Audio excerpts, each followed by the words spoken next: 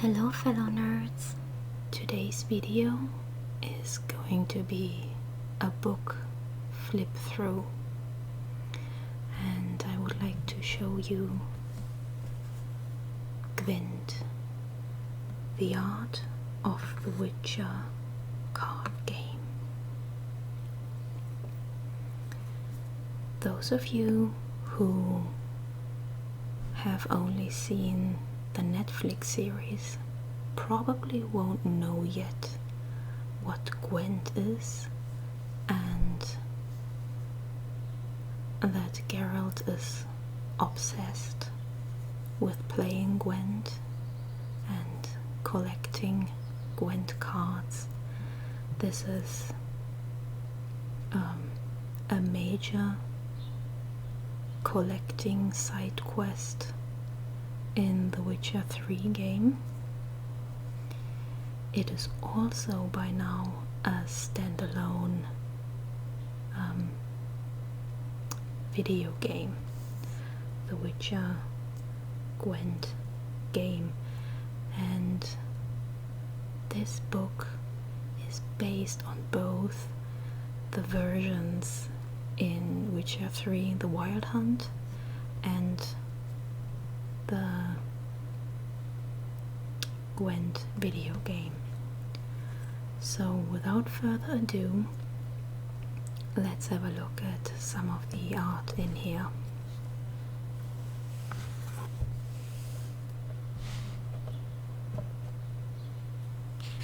I hope the lighting is okay. It's a very weird weather outside. Sometimes it's very sunny and then suddenly the sky darkens and the light is gone. Right now it's cloudy, so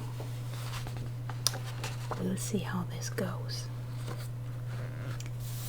So the first character we see here is Ciri, and I think this is the right time to place a general spoiler warning.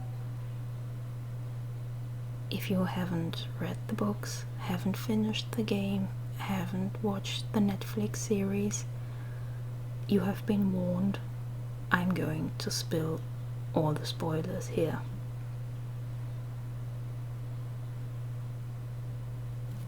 Good. Now that those of you who are okay with spoilers are the last ones remaining, this is Ciri using one of her special skills. That's why she's so glowy and her eyes are white.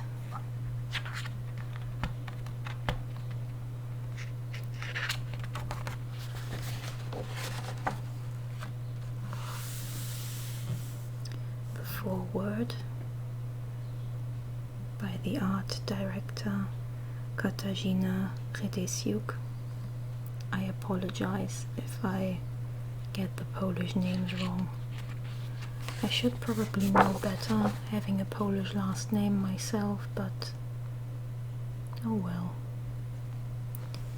Now this book, and I think I have just skipped the table of contents, this book is divided along the major factions and card decks in the Gwent game. The first one is the monsters deck. Let's see what it says about monsters. Centuries ago, worlds collided. No one knows the exact nature of the conjunction of the spheres, save that it opened a bridge between dimensions, and across it came monsters. Suddenly, voracious beasts with no natural predators against which neither animals nor men nor elves could defend roamed the land. Venturing out after dark, traveling from one village to another, drawing water from a well, such simple aspects of everyday life now carried the risk of brutal death by long claws and sharp fangs. Yet not all the evil stalking the world arrived during the conjunction. For centuries, a spectral cavalcade known as the Wild Hunt has galloped across the night sky, murdering or kidnapping the inhabitants of remote villages.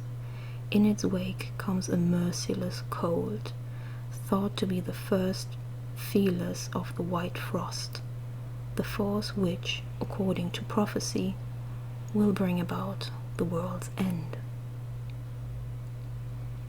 Though the hunt riders are not spectres but flesh and blood elves, they are intent on a course so destructive and sinister that the dark legends are as good as true. Both vicious and calculating, they make natural leaders for this faction. Eredin, the hunt's commander, and Geels, his general, are joined by Dagon, a dark aquatic demigod, as the faction's leading triad. With endless hordes, enormous beasts, and the weather itself to command, they can more than hold their own against anything a foe might throw at them. Now, let's have a look. Here we have a wild hound. They are one of the easiest opponents when you meet the hunt, even at a low level.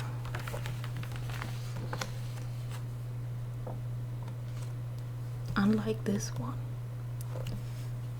this is an ancient foglet, and these are regular foglets. Now, the mean thing about these is that they can hide in the fog, hence the name. I remember in my first playthrough, this one killed me at least 10 times.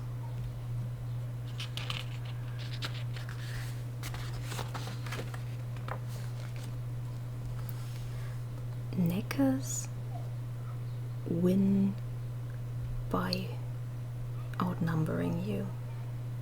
One necker alone is defeated in 2 or 3 strikes with a sword, but there are always so many of them.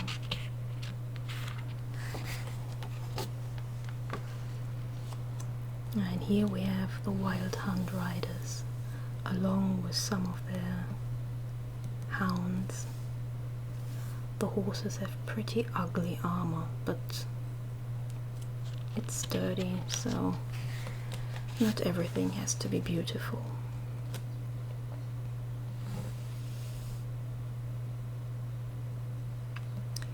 Here we have, let's see, this is a lesser golem, and this is a regular one.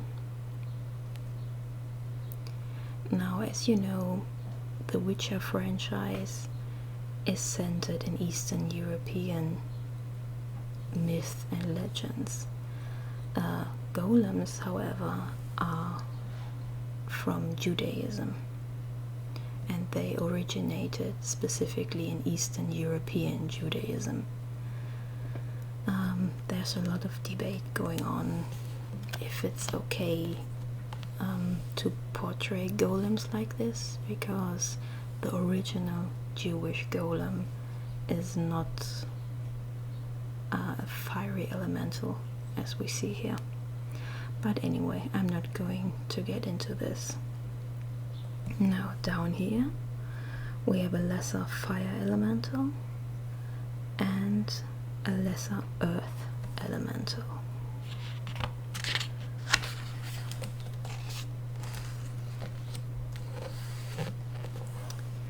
What is your fantasy RPG without wolves? Are there even games, fantasy RPGs, without wolves and spiders? Everything has to have spiders too. Now this fierce looking guy is a Vran warrior. Look at these teeth. This is very nice. And the claws. I don't remember where you meet these guys in the game though.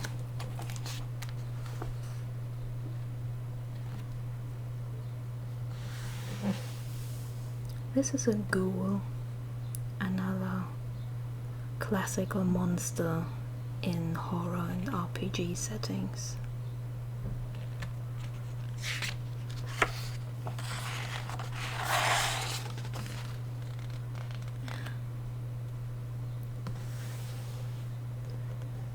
This looks like a mix between a spider and a plant.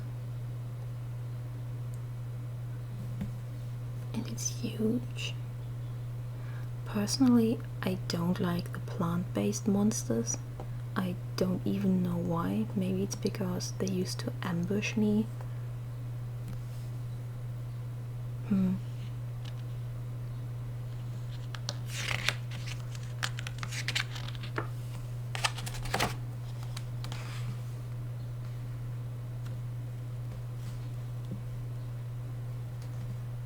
Here we have another couple of classics. Griffin. You meet one very early on in the game. I think it's the very first monster you have to fight. And harpies. Now these are very, very annoying because they can hurt you even underwater. Down here we have a wyvern and a wild hunt warrior, foot soldier. Now this is an upgrade to the spider plant thing we've seen on the page before. This is an Arakas behemoth, and this looks like an end boss. I don't remember if I have ever met this guy in game. At this point, my last playthrough is so long ago, maybe not all of these monsters actually are in the game. So this is a fiend. Look at his glowing eyes, or hers, we don't know.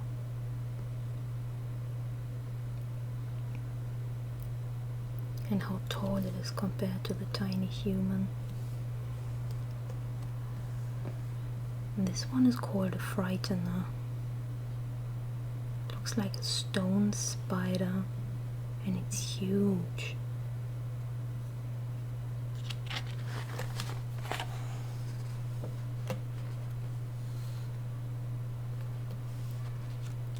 This is old spear tip. Some of the monsters do have individual names, and old spear tip is one of them, obviously. Wow, look at these nails. Disgusting.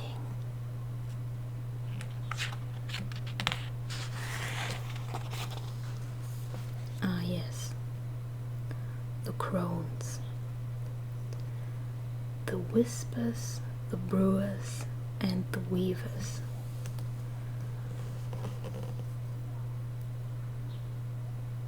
They creep the living shit out of me, and unfortunately you can't avoid them in game because they are plot relevant, and the story around them it's so scary and so creepy. You know what, this is one I'm not going to spoil for you. So let's move on and not linger on what is in this cauldron.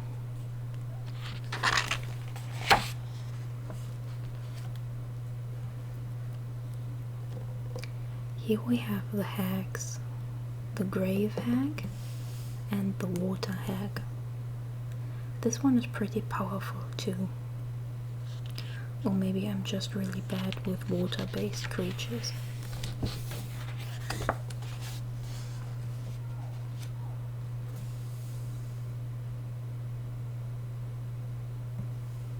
Here we have a fire elemental and an earth elemental. We've seen the lesser versions of them before. Look how big they are. Tiny humans down here. I wouldn't want to fight that.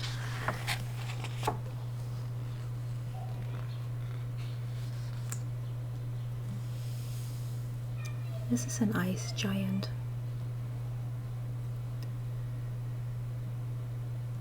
Ah yes, it says down here that it's native to Skellige.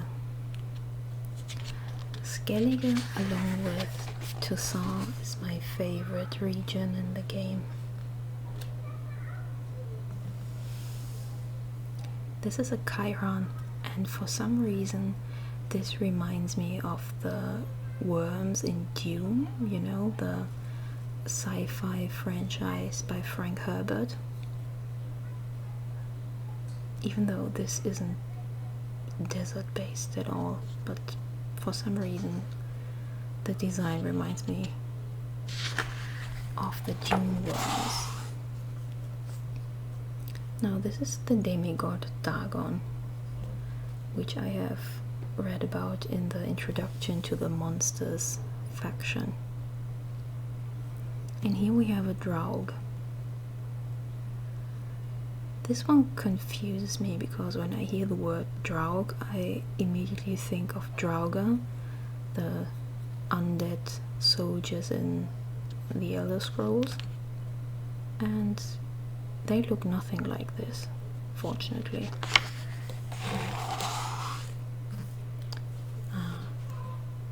This is Eredin. Look at him, he's awesome. His glowing eyes, and even his horse's eyes are glowing. Wow. This is Gwent, and he's definitely in the top 3 of the most scary NPCs ever. Maybe he is the scariest one of them all. He starts out as a very nice guy. I think we meet him in the tavern in the starting area, White Orchard. At least if you have installed the DLCs with your new playthrough. So he starts out very nice, but he knows way too much, and I think he's some sort of god, trickster god or something. And the spoon is very important because he uses the wooden spoon for a very disgusting display of power.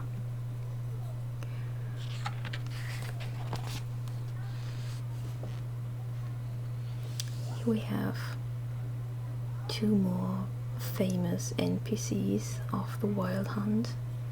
This is Imlerith and this is Caranthir. Now, if you're a Tolkienite, like I am, you will know that in the Silmarillion there's also an elf named Caranthir, or Caranthir.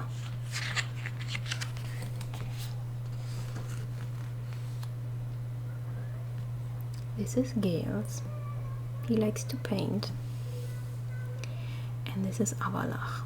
And he is one of the few good people of the bunch. He helps Ciri escape the Wild Hunt and suffers dearly for it. This is a woodland spirit. And this one is going to be my next tattoo project once my Tolkien sleeve is finished. I think they just look amazing. Part tree, but also vaguely humanoid with arms and legs. And the skull with the antlers and skull, human skulls or humanoid skulls on the belt. Very difficult to defeat. They can summon crows, as you can see. They control roots and pin you to the ground. They also summon wolves, which is also very nice. And with that,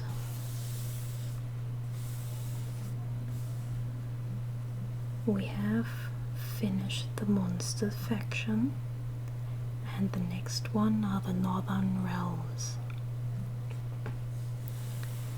Let's see what it says about them. Noble chivalric Redania, ambitious martial Kedwen, powerful wealthy Temeria, proud quarrelsome Edian. These are only 4 of the dozen kingdoms and duchies known as the Northern Realms, linked by a shared history, culture, language, and religions, bound by blood and the vicious wars against the elves. The Northern Realms still bicker and fight each other seemingly without end, yet join together to make common cause against mutual threats. The North relies first and foremost on the rank and file of its armies, hardened by centuries of battle with neighboring realms and bloody non-human uprisings. Yet it also recognizes the role of stellar individuals, heroes of remarkable ability and incredible strength. In Gwent, the Northern Realms faction seeks to dominate the battlefield by continually bringing in fresh troops and providing boosts to those already deployed. Leading them in these tactics is a triumvirate of their most accomplished royal commanders, King Foltest of Temeria, King Radovid of Redania, and King Henselt of Kedwen.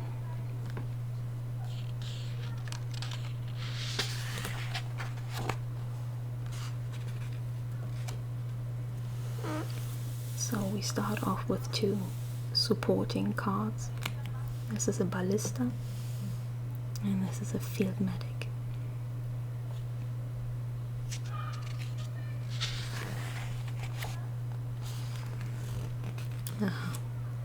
The Blue Stripes Commando. Now,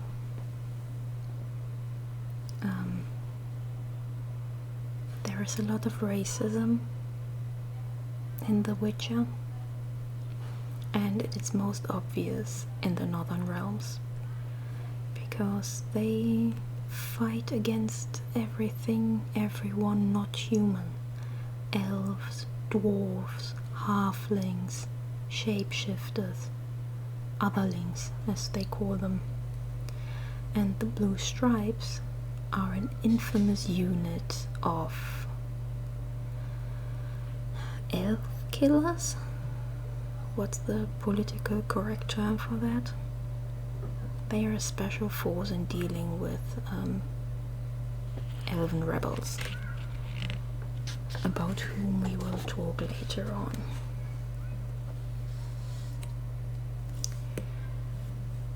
I like this picture. This is an Aretusa adept. Now, Aretusa is the magical academy, and obviously she is studying, and as you can see, the book is levitating, and she seems to be practicing a spell.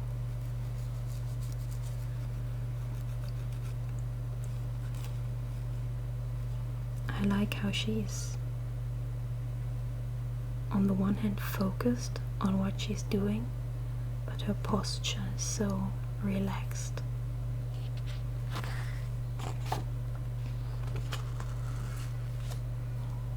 Here we have a blue stripe scout.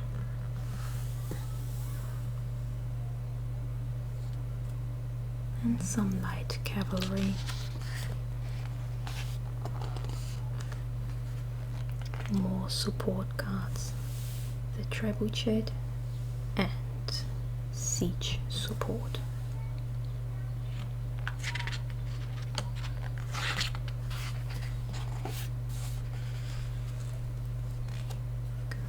Poor infantry.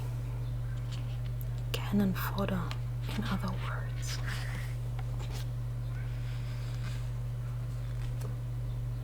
And the Temerian equivalent, also foot soldiers, but better equipped than the poor ones.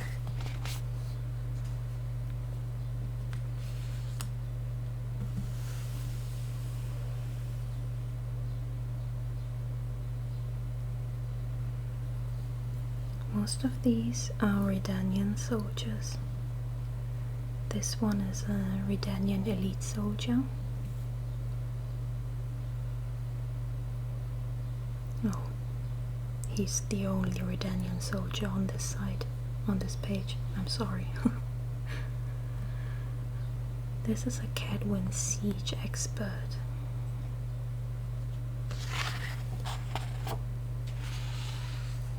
And here we have the Reaver hunters. Now, this has already made it in the Netflix show, the Dwarven Dragon Hunters, who have just caught a dragon.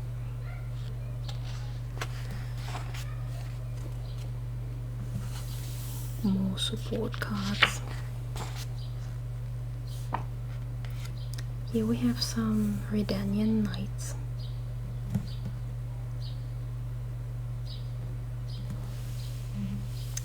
Here's one of my favorite minor NPCs.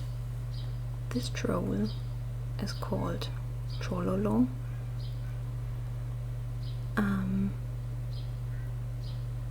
He is in King Radovid's army and he guards the boats. And I think there's a fetch quest attached to this where you have to bring him paint.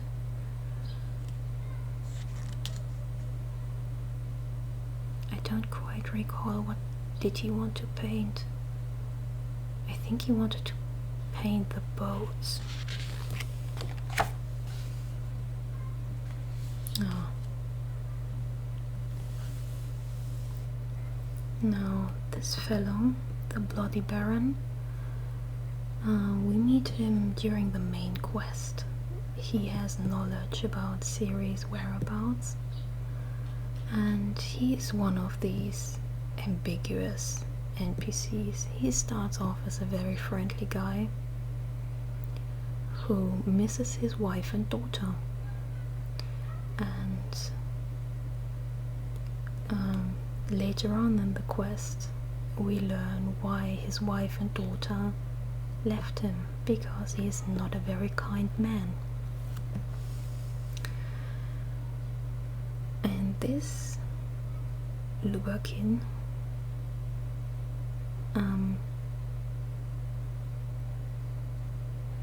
is the, if I remember correctly, the ghost of a miscarried child.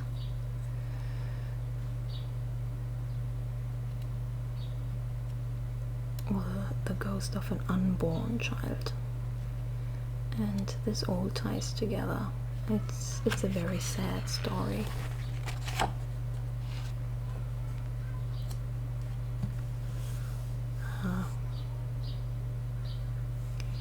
This is Priscilla. She sings one of the most beautiful songs in the game. I highly recommend you check out Priscilla's song by Maluka on YouTube. It is amazing. Now down here we have Sabrina Glevisic. She's a sorceress and she's being burned on the stake alive. Another parallel to actual European history. Let's burn women alive on stakes for being witches. She's even red-haired. Now, you may wonder, why doesn't she just magic herself out of this? She can't, because her hands are tied in a special metal that the shackles she's tied with are made of a special metal that suppresses magical abilities. I always forget what it's called. Demeritium, I think. Something like that.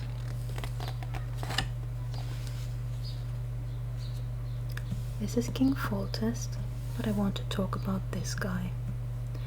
This is Vernon Roche, and he's the commander of the Blue Stripes, as you probably have guessed. This outfit is quite telling.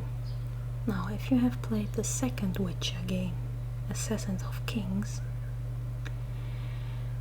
then you might know him or not, because you have to make a choice in that game to either side with him or side with Yorveth, another fan favorite whom we will meet later on in a different faction. I personally have never picked his side because I like Yorveth way too much, and I think one day I'm going to watch a YouTube playthrough just to know what's going on. But he's in the third Witcher game, and for some reason he's helping Geralt and being quite friendly, even if you haven't supported him before. Ah yes, this is Triss. Now, Triss in the game, Triss in the books, and Triss in the series are almost completely different characters. I did not like her in the game, at least not in the third one. She's okay in the second installment, but in the books she was quite okay. Anyway, she's I think you either love or hate her. I usually can't get into these fandom discussions, so let's move on. Now, this is Philippa Eilhart. She's the boss of the sorceresses. She is the advisor to this guy, and as you can see, this is the same person. And it's a very sad story because this guy is crazy and cruel, and because he doesn't like the advice she gives him, he burns her eyes out. Here you can see he has the iron in hand, and here you can see her bleeding from the eye sockets. It's very satisfying to have her kill him in the game. I'm always for women getting revenge on their abusers. Now, Philippa is definitely one of my favorite NPCs, so much so that I named my late cat after her.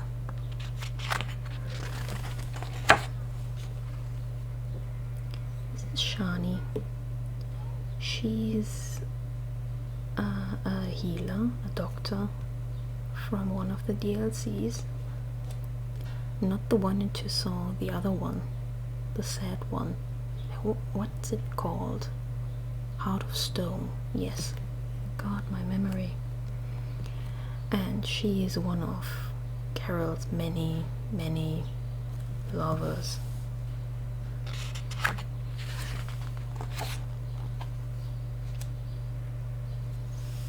Here we have Dandelion, or Jaskier, our favorite bard. And here is Kira Metz, another one of the sorceresses. And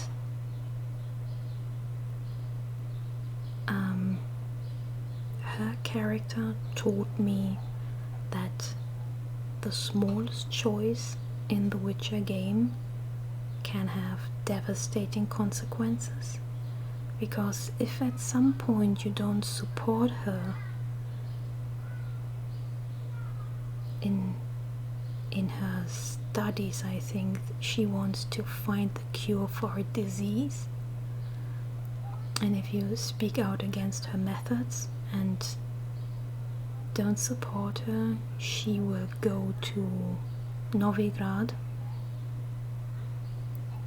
and there she will be killed in a very cruel manner, and you don't find out until very late in the game, when you walk into the city and find your, well, friend, acquaintance on the marketplace, impaled. It's such a cruel, devastating scene. Yes, so be careful of your choices.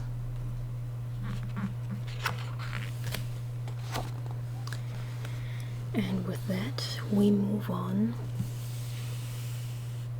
to my second favorite Gwent faction, the scoiatael. Let's see what it says about them. The scoiatael are non-human rebels, guerrillas fighting for a hopeless cause. Most are elves, members of the proud Anseide, who once dwelt in beautiful towns and soaring castles across the north, and now must scrape out a partisan existence in the woods. Others are dwarfs who, having lived by the human side, grew tired of their ever-increasing discrimination, open hatred, and bloody pogroms. All scoiatael share a longing for freedom and for revenge. Years of persecution prompted them to take up arms, and the bloody reprisals that came after only hardened their convictions. For some time they were allies of the Nilfgaardian Empire, but were then betrayed and left to fend for themselves. Hounded and outnumbered, they fight bravely to escape their fate, or at least to die with dignity.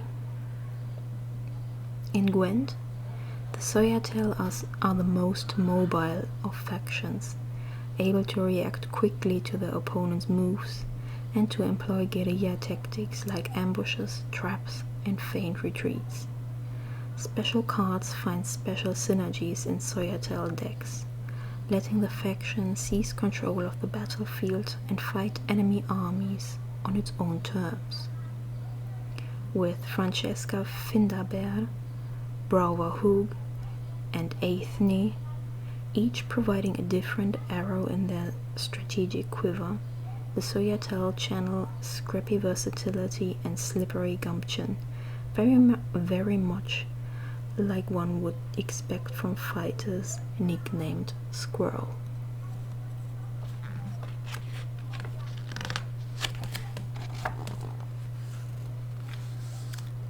And we start off with some dwarves, a dwarven skirmisher and a dwarven mercenary.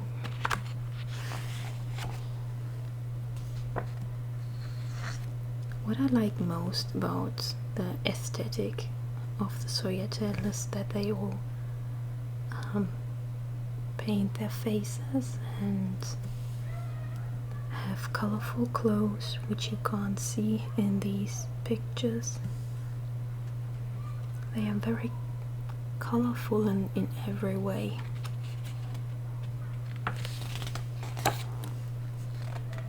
At least the elves are.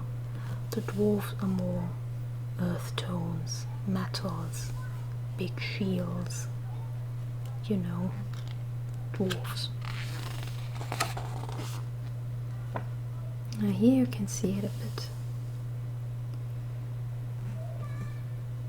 Red shirts, blue trousers, a nice headscarf, funky hair, painted face.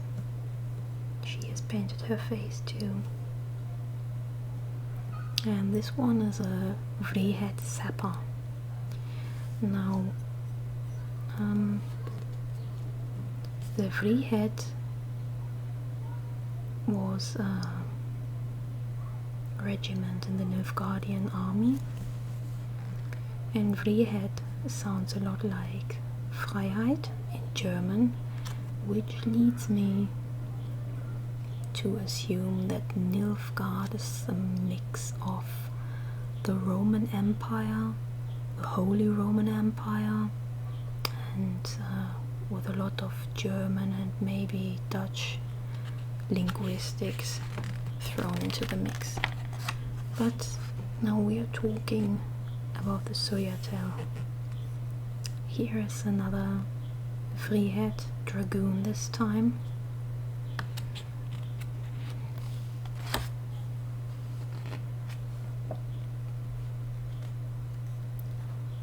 This is one of my favorite pictures in this book. I like her body language. She's definitely the roguish archetype. Dagger in hand, sneaking forward, intense look. Very nice boots.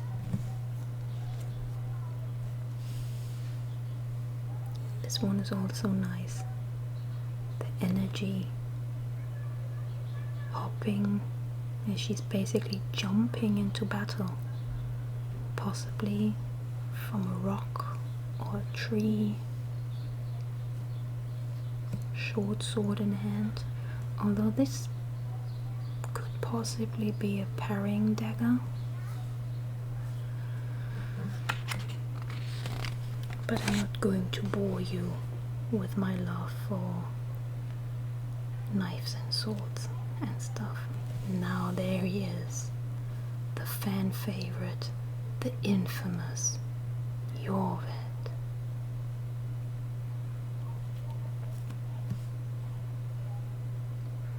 Now, this is an iconic picture, jumping from above, arrow pointing at the target, an almost bored look on his face.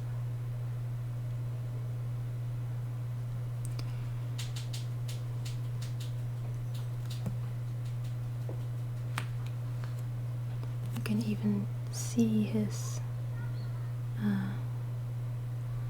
well, it's not an eye patch.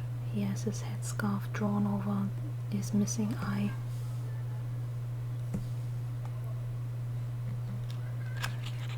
I like him very much, but then I have a thing for grumpy elves, so maybe it's just that. Here is another important elf in the scoiatael. This one is Shiru.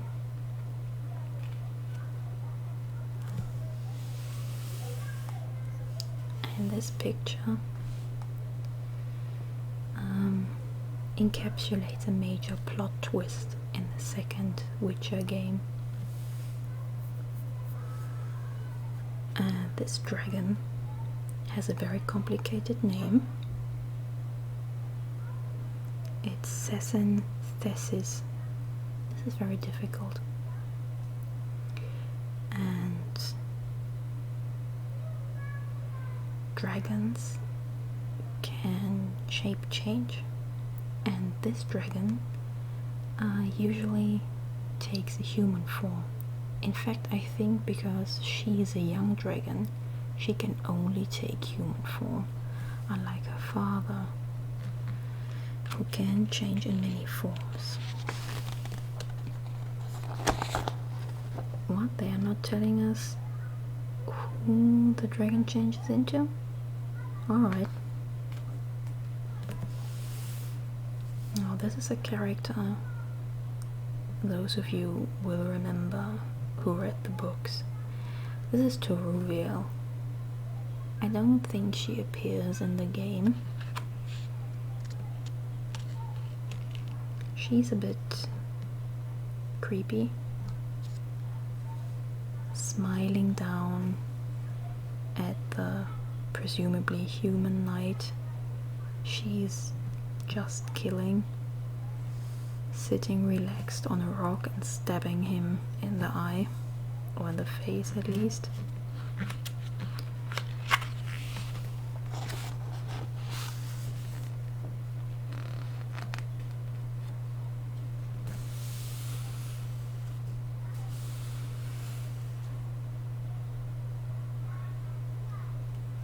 Now she reminds me of a ranger, as in the Dungeons and Dragons class. Milaen is an elven poacher and tracker for hire, so basically a ranger, except for the poaching part. This is Francesca. And this card used to be my phone background. I like the green and the red.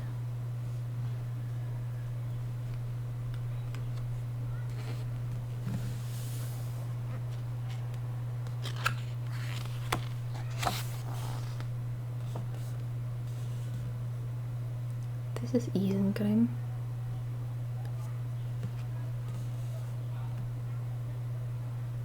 And apparently he's just captured a human and is about to interrogate him. This is Aithne. She rules the Brokilon.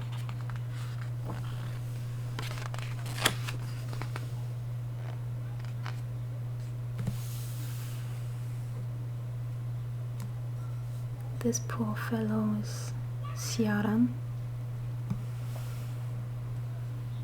He was captured by the humans and interrogated, but even as they tortured him, he kept all his secrets.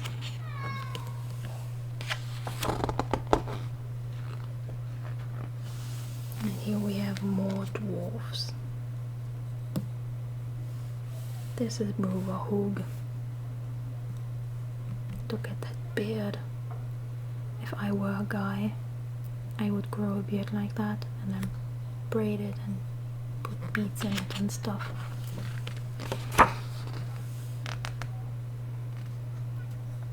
This is Milva. Milva is one of the characters I hope they don't mess up in the series, because she was one of my favorite characters in the books. And when she died, and this is not a spoiler because she has an arrow sticking out of her chest,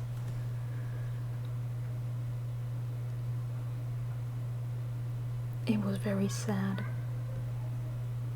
And this is also not a spoiler, this nilfgaardian here, who is also dying. It was sad when he died too.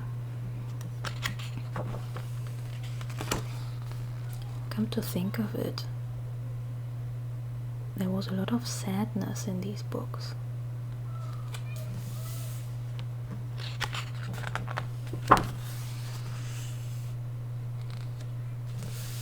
And we're moving on to the faction of Skellige.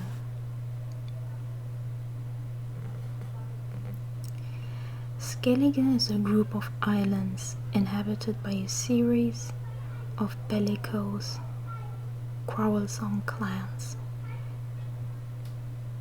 They neither till nor sow, but live off piracy and overseas raiding of any settlements their longships can reach. When a powerful leader or external threat manages to unite them, the disparate clans band together into a harmonious army and set off to war, which their skulls will sing of for generations to come. The courage and ferocity of Skellige warriors are legendary. In battle, each fights with full dedication and fervor, paying no heed to fatigue or wounds, knowing the deeds they perform will be made immortal in tales and sagas.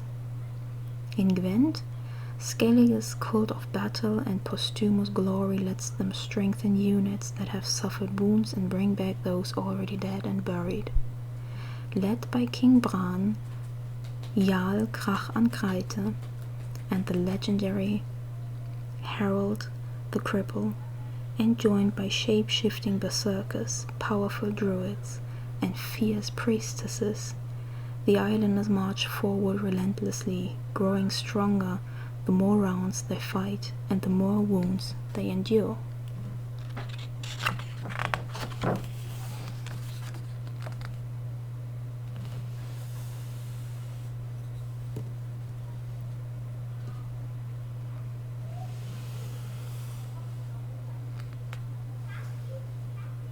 This is one of the skulls. Basically Nordic bards.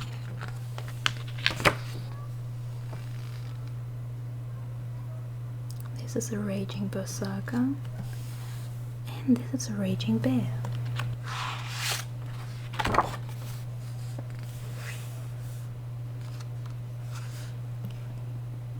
Here we have some priestesses of Freya, and if you haven't figured it out yet, Skellige was inspired by Norse mythology. They are basically fantasy Vikings. See? Viking boat. Ship. Sorry. Ship. And here we have a pirate.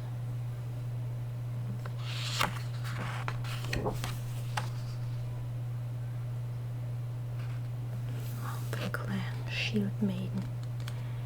Now, the Shield Maiden have an awesome card mechanic if you're the one playing them, but if they are drawn against you, good luck, because if you draw one of them and have two more in your deck, she's going to summon them.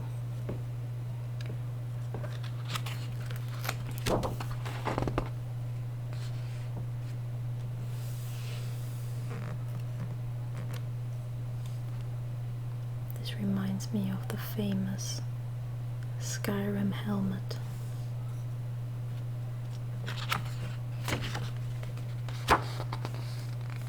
More berserkers, more bears, but look how huge this is. Wow.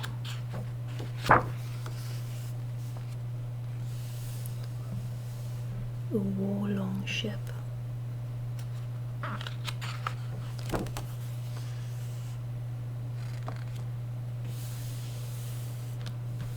This is the Queen's Guard. Or was it the Queen's Guard with the summoning mechanic? I don't remember. It's either the Shield Maidens or the Queen's Guard.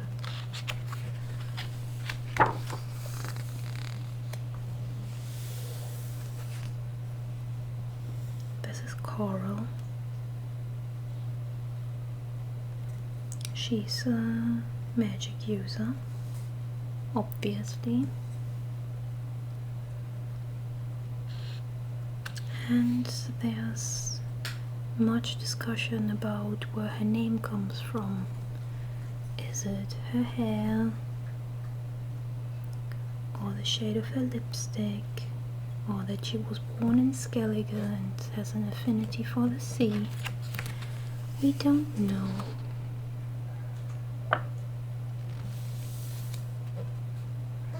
Yet another bear, this time a savage one.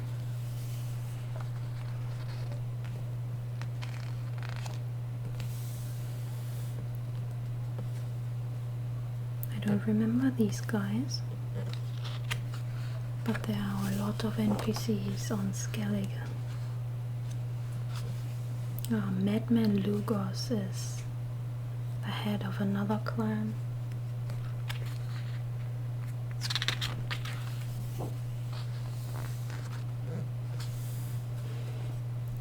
This is a spectral whale. I just think it looks neat.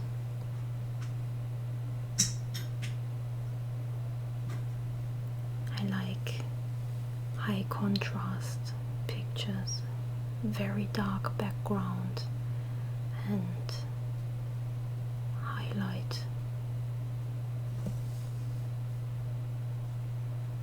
Maybe I will make this my phone background. It's very pretty.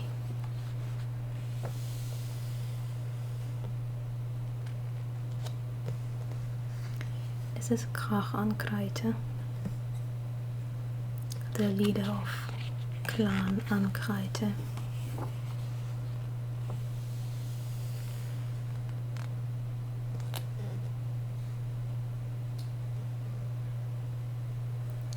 This is Skjold.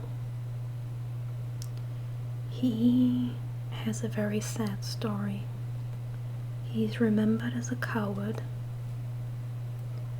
even though he in fact saved Ciri, sacrificing himself to ensure that she can escape the wild hunt.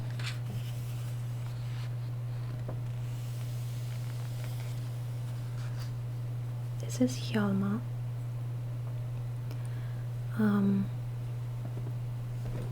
In the Skellige quests you can either support him or his sister to become the next ruler. And here's his sister, Ceres. I always support her.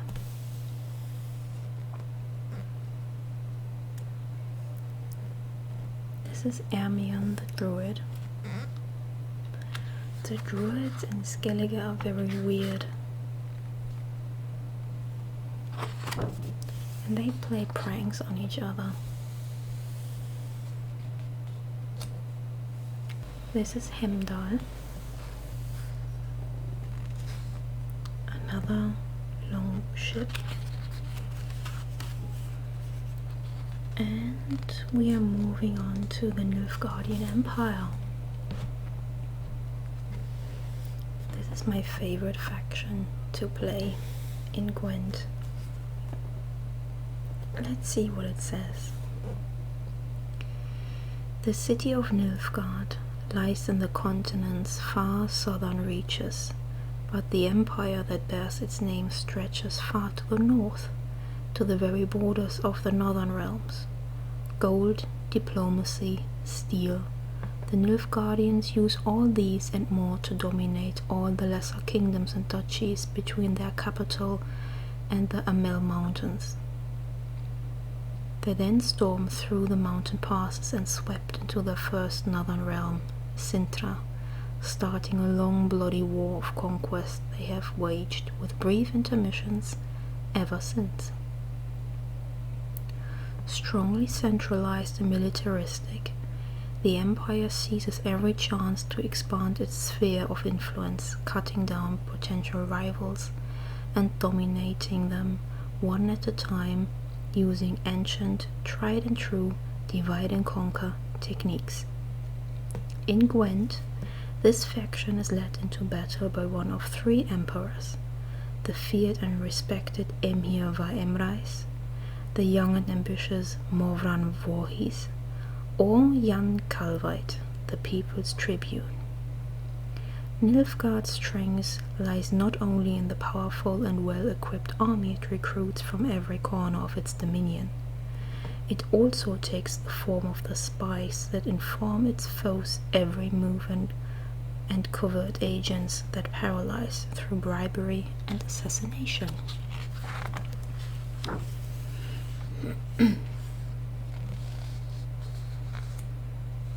Here we have two of the basic cards, the Spotter and the Emperor and Forces.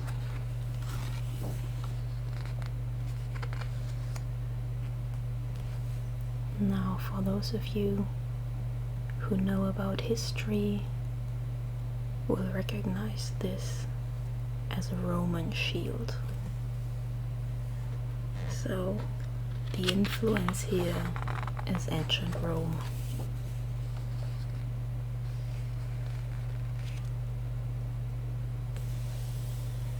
The Nautica Brigade.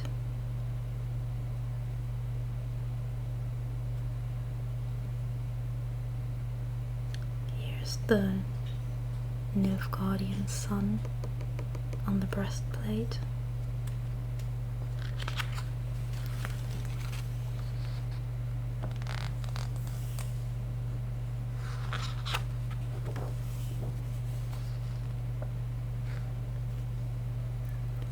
This is Jan Kalveit.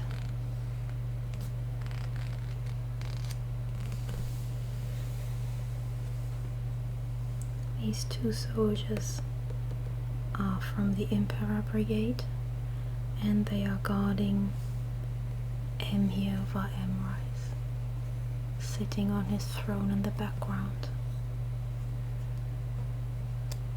the winged helmets are characteristic of Nilfgaard.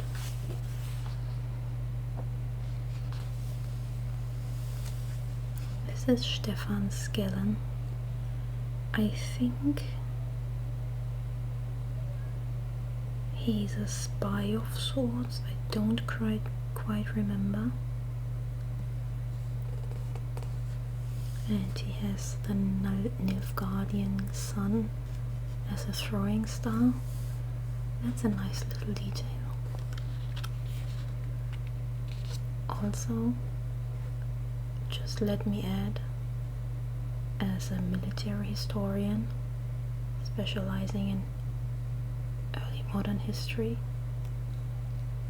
the armor in The Witcher is very accurate. Of course, there's the usual inaccuracies because it's a fantasy RPG, but this gambeson, for example, I have no issues with this. This is nice. This is nicely done, and we could find this in actual historical sources. But I'm not going to bore you with this. Here we have Morvran Voorhees with this weird Shakespeare collar, as I like to call it.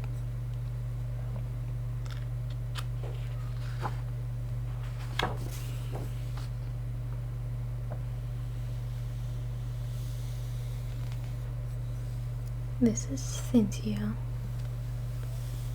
And this is the Guardian. I don't remember what the Guardian was about.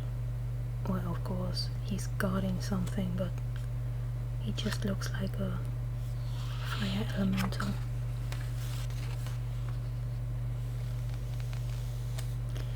This is fake Ciri. Another NPC with a very tragic story. She's basically the decoy, because one of Nilfgaard's main objectives in the game is to find Ciri and present her as the new heir to the throne. And when they can't find her, they employ fake Ciri. Now that begs the question, what happens to fake Ciri if the Nilfgaardians capture the real Ciri? I'm sure you can guess the answer.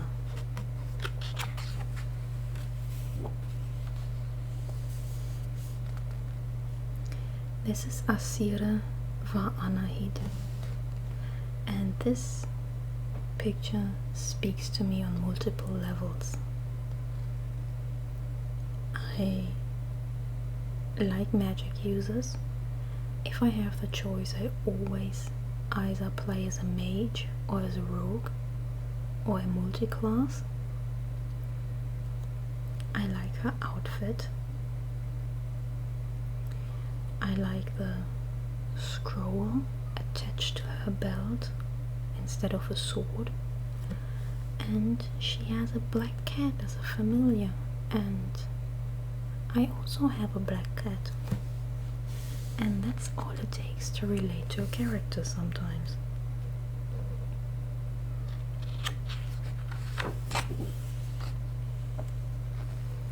This is Emir va Emreis. I must admit, I really like him. I know he's sort of the bad guy because he's also trying to capture Ciri and force her into a life she doesn't want, but something about him is just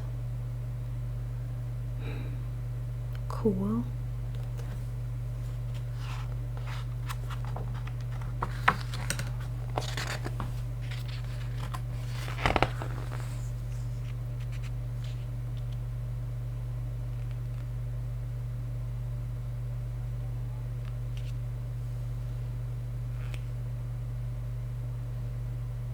No, I don't remember any of these people. Serit rings a name.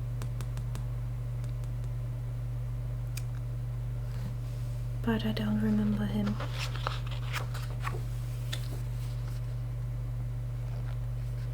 I guess it's time to reread the books, and it's also time for another playthrough.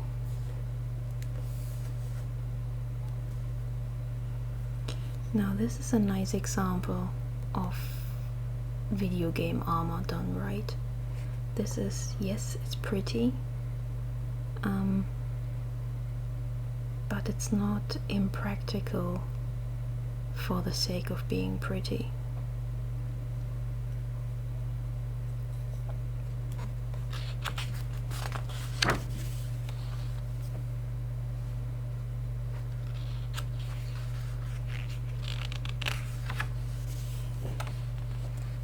There he is. Kahir, my favorite nilfgaardian. He's part of the Hansa in the books. And I'm afraid they've done him wrong in the series. Not only did they make him ugly, which is okay, but they made him the bad guy, and even though he's nilfgaardian, he's definitely not the bad guy. Yes, he tries to capture Ciri like everyone else, but then he has a change of heart and joins Geralt in his efforts to find and save her.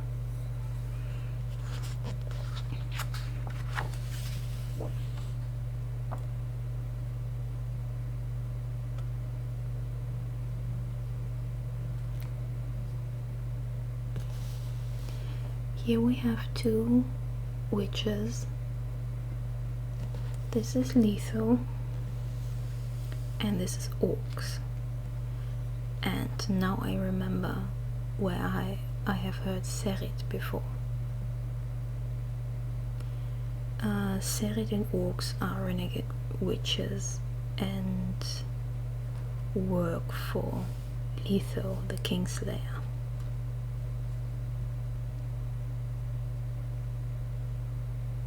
Ah yes, and it says down here they were the 3 surviving members of the School of the Viper.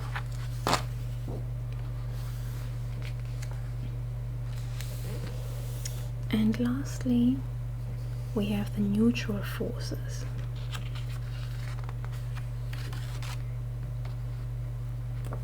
There's Roach, and I am forever thankful that they have turned this glitch into an actual Gwent card.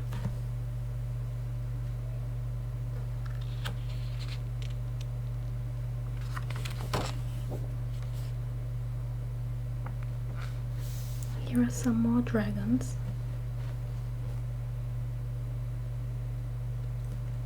This is Orquist and this is Mirkta Brake.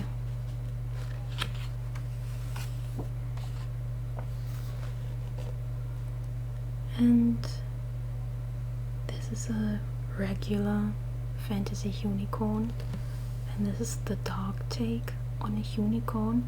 If I remember correctly, these are carnivore, and they prey on people in the desert in one of the worlds Ciri travels to.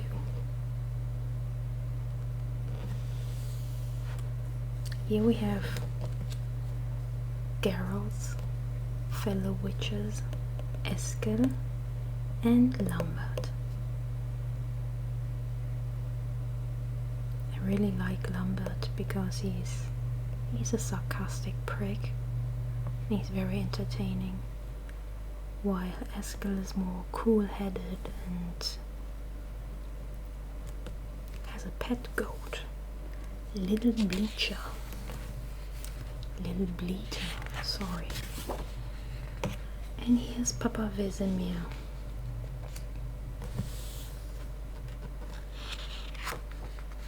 This is Zoltan's parrot. Marshal Duda. And this is Zoltan himself, one of Geralt's close friends.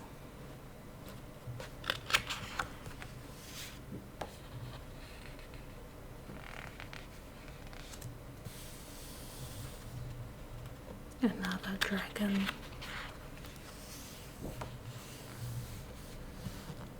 And this is Regis.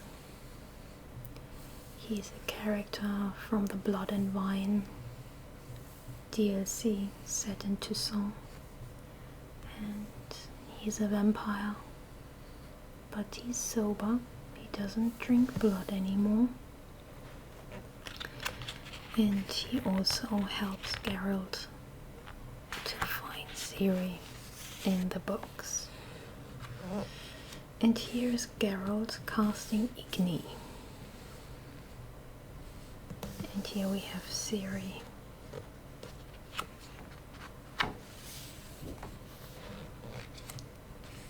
Yennefer van Wengerberg, Ciri's chosen mother, and Geralt's girlfriend. Well, they are practically married, aren't they? Bound together by fate. Two more cards of Geralt, casting Ard, and just cutting through his enemies. Here we have Ciri again, and Triss calling down fireballs.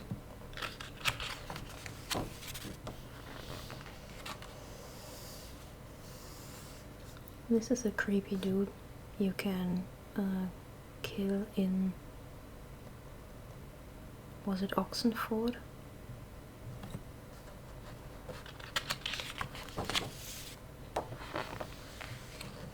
And lastly, the special cards. These are support cards, if I remember correctly. The Commander's Horn, the Gwent sign, which protects you from damage. You can call reinforcements, a healing card,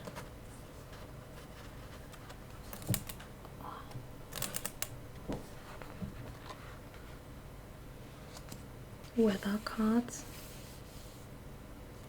Foot soldiers can't move in the ice.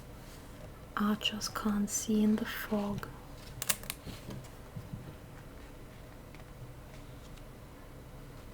You can burn your enemies or have a specific enemy be struck by lightning.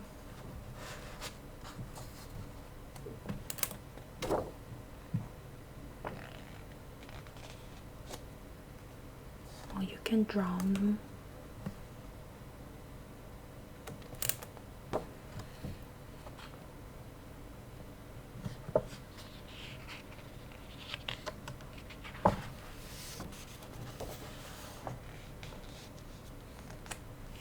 This is a decoy. This is a very helpful card. I always use this.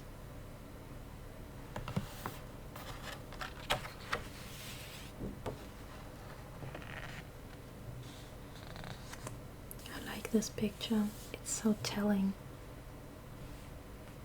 This card is called Assassination, and you can immediately tell that this is Nilfgaard because of this color scheme, black and gold, the tiles. Even though special cards aren't bound to a deck, this screams Nilfgaard for me.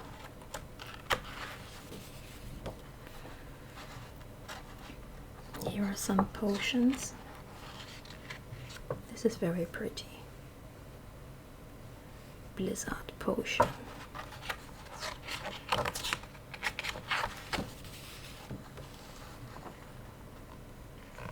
These are the shackles I was talking about earlier, and they are called Dimeritium shackle.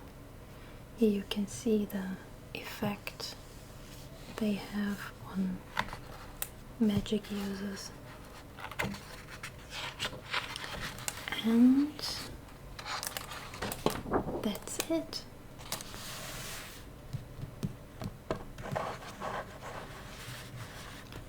I hope you enjoyed this. I sure did. Thank you very much for spending your time with me, and I'm looking forward to seeing you again next time. Bye bye, fellow nerds.